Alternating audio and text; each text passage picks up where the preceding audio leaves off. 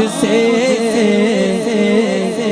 ये मेरी माँ, ये मेरी माँ की दुआओं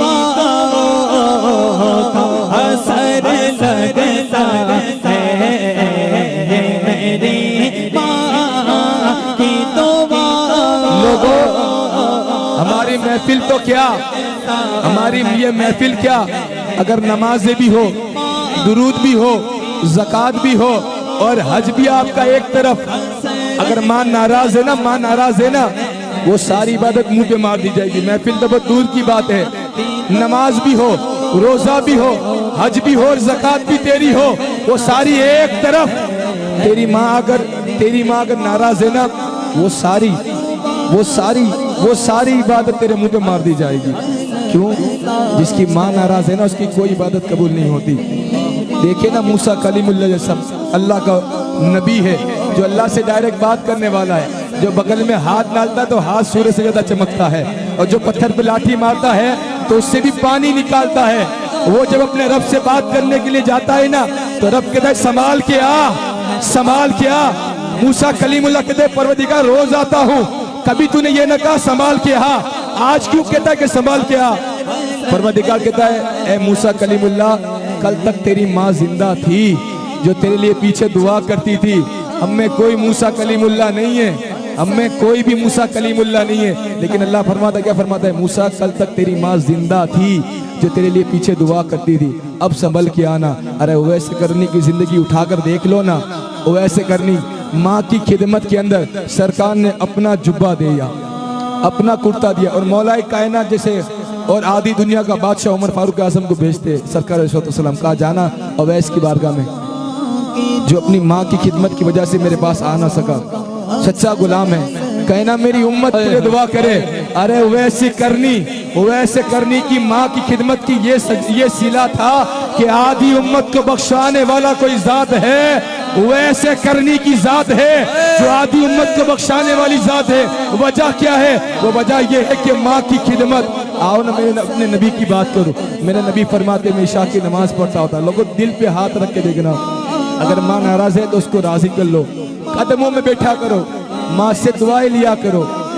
एक ही बात कहूँगा, मेरे अपने नबी की बात, कायनात में इनसे बड़ा कोई है ही नहीं है। याद रखना, कामयाबी चाहिए कामरानी तो माँ को राजी कर लो। जिसकी माँ राजी है उसकी दुनिया कामयाब है, जिसकी माँ राजी नहीं है ना, उसके लिए होता क्या, मेरे नबी फरमाते मैं इशा की नमाज पढ़ रहा होता, मैं इशा की नमाज पढ़ रहा होता, 2 रकात पढ़ चुका होता, 2 रकात बाकी होती, मेरी माँ जिंदा होती ना, मेरी माँ जिंदा होती और मुझे आवाज देती ए मोहम्मद सल्लल्लाहु अलैहि वसल्लम। आका अलैहिस्सलाम फरमाते मैं नमाज तोड़ देता, अपनी माँ की बारगाह में हाजिर हो जाता।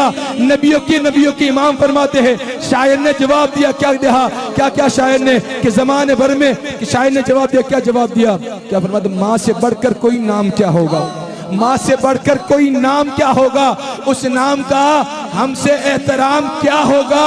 अरे जिस माँ के कदमों तले जन्नत हो, उस माँ के सर का मकाम क्या होगा।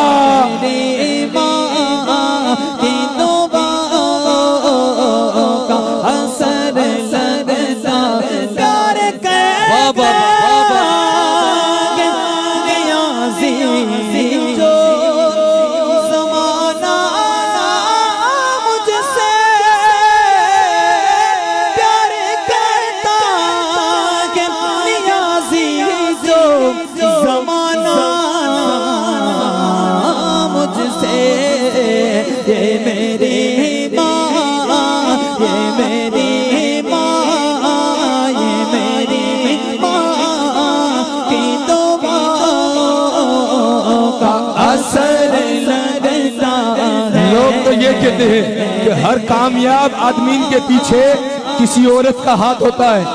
लोग ये कहते हैं ना कि हर कामयाब आदमी के पीछे किसी औरत का हाथ होता है।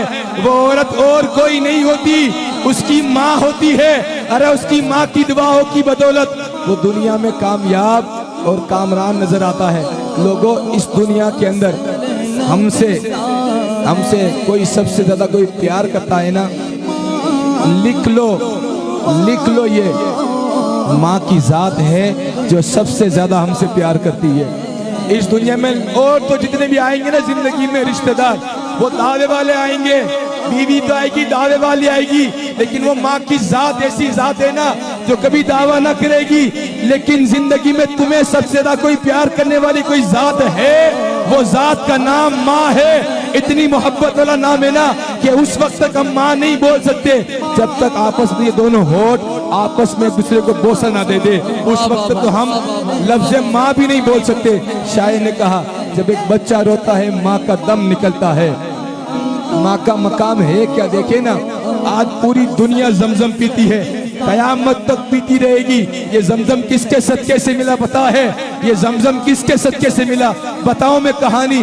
जब एक बच्चा रोता है तो माँ का दम निकलता है, लेकिन जब एक माँ रोती है जमजम निकलता है। मेरी माँ, ये मेरी माँ की दुआओं का असर लगता है।